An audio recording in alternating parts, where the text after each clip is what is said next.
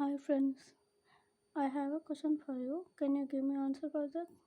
If you give answer, say in comment. Question is, when will be corruption stop in India? Any work done means there is a corruption mainly. How will be corruption will be stopped?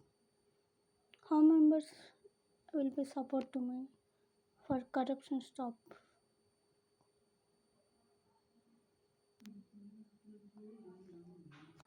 We need a healthy persons in India and a healthy India.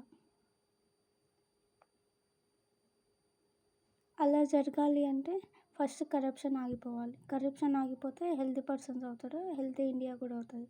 ఎవరు support చేస్తారో చేయండి.